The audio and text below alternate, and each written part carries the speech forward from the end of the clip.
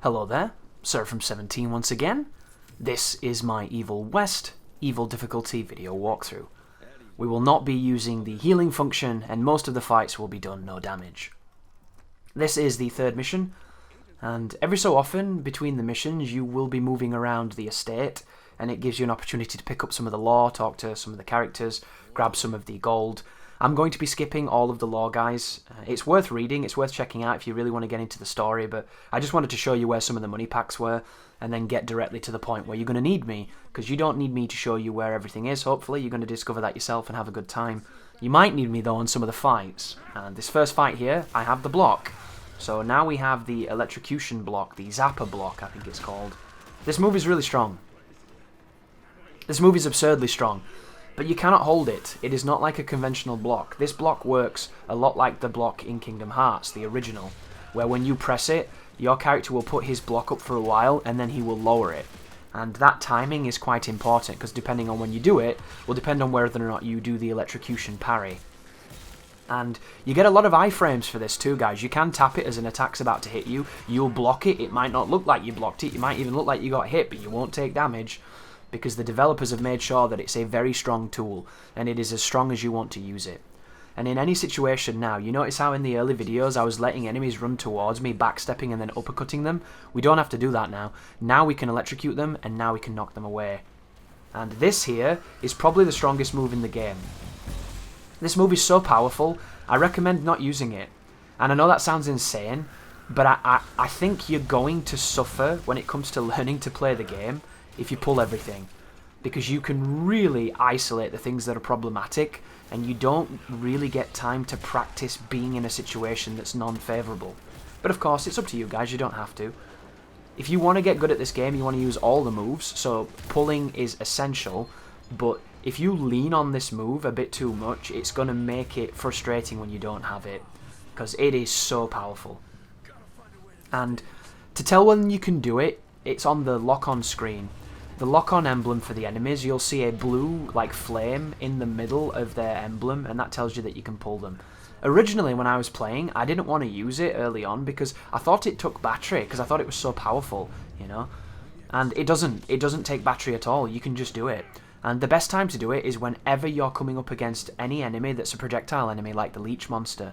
You can pull the leech monster towards you, and then you can knock him away and do massive damage. You can even get upgrades that make it more powerful when you pull people to you. And if you don't do it, these fights can be very difficult. And of course, because I'm like that, I decided not to do it. But this is a tutorial, this guys, to try to teach you to pull down the projectile creature. And I'm going to fight it. And at this moment, my gun has a desync issue. And it was the strangest thing, I had to restart the game. You'll see it later on where I aim at people and my bullet deviates from the center of the screen. And it almost doesn't function at all. But this is really good, this, because they've just told you that you have the ability to pull monsters using this ability. And now they put you with some enemies on a balcony, and that enemy on the balcony is kind of a pain in the ass. And they want you to realise that even though he's on a balcony, it doesn't mean that you can't get to him. Because they're trying to explain to you that you have these tools and you should use them. But be very careful of these creatures behind here, guys. That these little ticks that are falling off him, they will chase you, and if you touch them, they just erupt immediately and it's instant damage. 2 or 3 of these ticks touch you on this difficulty and you're done. And you can come across rooms later on where they'll have dozens of these monsters, absolute dozens of them, all spewing out ticks, and it gets really, really bothersome.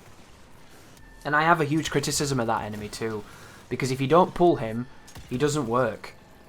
And he doesn't work because he's too beefy. And the idea, I like the idea of a projectile enemy to be something that is in an awkward position, putting pressure on the player while something else is trying to kill them, like this guy. And then from that situation, he is a nuisance because of what he's doing. However, when you go towards him or you start attacking him, he should be weak, right? That's how I've always viewed this kind of enemy set. But in this game, these guys take just as much damage as this dude I'm fighting. And if not, they take more. So you really have to commit to putting them down, and it makes it feel like a bit of a chore. It makes it feel like the combat pacing's just off. And I don't know if they'll be addressed in the future. I hope they are, because I just don't think they suit the game being so beefy. But all you do is pull them. Pull them towards you, uppercut them, or pull them towards you, uppercut, do a combo, shotgun, and then like slam them or something. Like they're not going to stand much of a chance. But right now, we don't have many tools, and I'm trying to showcase that you can do this without doing the pulling. It's just you're going to have to work a lot harder, especially with the range of the rifle right now. My rifle's both desynced and the range is being weird. And then I think there's that noise right there, guys, that you just heard tells you that it's the end of the encounter. It's a very useful tool, an audio cue to let you know that you've won. And the best thing about this game is that when that happens, it heals you, which I think is really, really cool. More games need to do that, you know. Being punished because you didn't do so well in a fight should not mean that the next fight should be failure, you know. It should just be, you didn't do so well, try again, you know. Try better next time. And then we come down here and I think we take on our first true vampire coming up. We took on a bunch of familiars, a bunch of freak shows and circus fiends. And now we take on the creatures that we're supposed to be hunting. And there is something funny in this game, it must be said. Like, unless you're being very pedantic, for a game about vampires, you don't fight many vampires. Which I thought was really funny. And technically, I mean, I suppose you kind of do. But in my mind, you kind of don't. But this is where the Zapper dash is introduced. This is the reverse of what we were doing. Instead of pulling them to you, you go to them. And because you're electrocuting them, you essentially put them into a state where you can do whatever you want with them. And you can keep doing this now and just hitting them into the environments like I'm doing. This is what I could have been doing in the other room, guys, but we didn't have the environmental hazards. Not that you need them. You see my gun? My gun is not working. You see this? My rifle refuses to shoot in the location I'm pointing it. It's really funny. You can see the bullet like going crazy. And it does it on this guy as well. It doesn't affect gameplay too much, but look at my bullet. Do you see where it's going? I've never seen this before as well. This is one of those weird ones where sometimes you still get the damage, but it doesn't look like it's working right. So I'm assuming there's going to be a day one patch of a couple of niggling issues here and there. But using the standard revolver on this monster is really good, especially when the revolver becomes electrified. If you go towards the leech characters and you just fan the trigger, you will shoot the shit out of them, and it's really, really effective.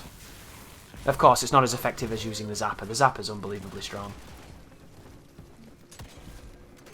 But we've just got this guy, and then we've got that guy who my gun just doesn't want to hit. And sometimes the bullets do kind of magnetize to different enemies. Maybe I'm hitting the leeches here, but it really felt like my gun was just not doing what it was supposed to do. And then when I restarted, it felt good again. Like, look at my bullets going towards the leeches instead of this dude. See it? Look at it. What's happening? Where are my bullets going? Answers on a postcard for those bullets. I think they're those bullets from Who Framed Roger Rabbit. But now that you've cleared the room, pick up the gold and then push forward into this area. This room reminds me of Dead Space 1, this one. And we're pretty much a week away from Callisto, which is so exciting, guys. If you're half as excited for that game as I am, oh my god, we're going to get some good games. Evil Dead. I say Evil Dead. Evilwest. That was a Freudian slip, wasn't it? Great movie, great series, but not this. Evilwest, Callisto. So much fun to be had right now. That's not even mentioning that if that Gungrave game's going to be good. If Gungrave is good. Like, Miles Morales is pretty fun, even though technically it's not the first time it's been released. And this is the first fight that I struggled to no damage, this one, guys. Very claustrophobic, lots of enemies shooting you. And it's just because you have to turn this every time you want to retry, because the checkpoint's on the wrong side of this, if you ask me. But shoot these valves, and then once that happens, you're going to get attacked by the flying enemies. And it's not difficult, it's just they're on both sides, and sometimes you get shot, you know? And I don't quite have my sensitivity in this game, because this game's not out, there's no tools to really get what you need. I usually like to name the levels exactly what they are and understand what the chapters are, but I don't think this game has a mission select unless you beat it. It certainly doesn't have a restart mission feature, because that would have saved me when I had the problem on my other game save. But again, this is really, really useful, this fight, guys, and you need to be comfortable here. Kiting melee enemies while projectile enemies shoot at you in spaces that might not be as big as you'd like. This is one of those skill sets that Evilwest is going to train into you, because if you don't have it, you're going to struggle. Not that it matters much, because Jesse is a force of nature in this game. He's very strong. He just absolutely romps everybody. But there are a couple of fights that have a lot of waves. And that's another design aspect I'm going to talk about, because I don't like wave-based fights. I find them to be really boring and lame. And they rarely work, if you ask me. They just feel exhausting. And one of the things I really like about that fight I mentioned on the previous video, where it just spawns you in front of a church and there's 5 million enemies. Like, what I love about 5 million enemies is, you know, when you clear that pack, you've won. It's not like this where you kill 10 guys and then 10 more just turn up. Like, 10 guys, 10 more. Like, that to me, exhausting. Don't like the mental damage that does. But if this room had 20 guys in it, I'd be okay with it. Because I have no problem with fighting 20 people. I just don't want to do it on your time frame. Because to me, that's frustrating and annoying. And it makes me think that I've already won when I haven't. And then it makes me feel like fighting is meaningless. And it's one of the biggest issues I have with waves. Waves have to be elegant. They have to make sense. And ideally, they have to have checkpoints. Because nobody wants to do a boring wave to then lose on a difficult wave.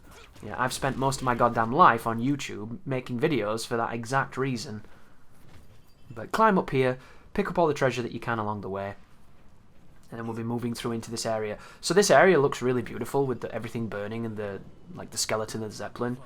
However, it makes it kind of hard to see sometimes because it's so hazy. And we're coming up on an enemy here that's kind of the same colour palette as the environment that's burning. And it does make some of his tells a bit tougher to see. Fortunately, this is the only part of the game where I think that's going to be an issue. But this is our first vampire here, guys, and you can't skip it, because I wondered if you could jump over there, and you cannot. This enemy's really cool because he does a jumping attack and you can launch him like God Hand, and I love that. But it's just a tougher version of a previous enemy we've pretty much fought. So the previous fodder has now been replaced by vampire fodder, and it's the same with the werewolves. The werewolves are slightly stronger fodder too, and they have a different moveset. This is a slightly stronger fodder with a different moveset. And I just showed you the Quake move just then. One of the things that Evilwest does is it mandates you buy certain upgrades on the first few levels, and then as soon as you go back to the base, you can actually take them off by resetting yourself and respec. And it's really, really cool because the first upgrade is a healing upgrade, and I'm not using them, you know. The second upgrade I think is something to do with Quake potentially, and you can get rid of that if you don't like it. But Quake is fun, and when you don't have any way to spend your batteries, it's one of the best things you can do. Because later on, your batteries are going to go towards almost like a devil trigger, and that's really powerful, so I'm just going to play for that, because it makes a lot of fights that are really long way shorter. But it would be cool if you could choose to spend batteries on standard attacks and just augment them, like a meter burn or some kind of EX version, because that would be really, really nice. But this is a pretty big fight as well in here. So it starts off with a bunch of standard fodder, and then it's going to start introducing both the leech creature and the vampires. And the thing to know about the vampires, do you notice how when I'm kiting these standard monsters, I am definitely the faster enemy here, and I'm almost never in any threat that they're going to whack me. The vampires don't work like that, so same with the werewolves. The vampires and the werewolves are fast enough to stay on you, so that if they do a jumping attack, they'll catch you unless you roll. Or unless you're really, really quick and adept at moving with sprinting. So just know that standard guys, you can run away from them all day and you'll never really be at any kind of a threat. Other dudes can sometimes get lucky if you're unlucky or if you play sloppily. But just kite them and then focus on the dude spawning all the explosives. Once he dies, he'll probably let you kill some more enemies, and then more enemies will spawn, and then eventually they'll start introducing the tougher enemy type. But the one thing with the vampires is when they run towards you, they like to do this standard attack, and they also like to do a jump. If they jump, you can kick it or roll. I recommend rolling, because when you kick it, sometimes they still hit you and you trade. But if he does the standard one, all you have to do is wait for him, parry it, and then use him as however you want. Just destroy him, because it's so strong. And the cool thing about that electric parry, guys, where they go on their knees and they become electrified, is that it actually stuns them into such an extent that if you go into the combo, which is called an electric combo, the enemies will pacify. So as soon as you go into that combo, the enemies around you will kind of like step back.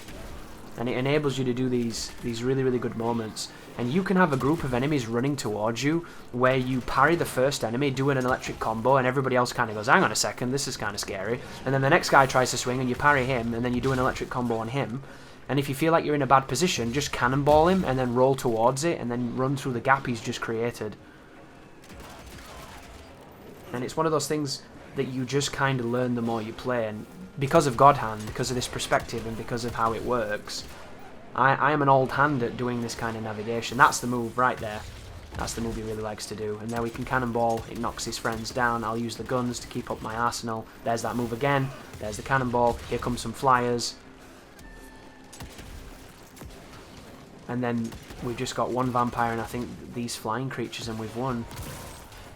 You are invincible when you do executions, but you are not invincible on your way to an execution. Do not confuse the two, or you'll trade with a lot of stuff. We've got a couple more flyers, and that's the end of the fight, guys. And that's the end of the video. I'm just going to do some exploration here. I wondered if you could walk through the gap next to the chains. You absolutely can't. How silly is that? And I don't think there's any real treasure to find here, but I wanted to double check. And then I'll see you in the rest of the walkthrough. Thank you for watching, and you take care now.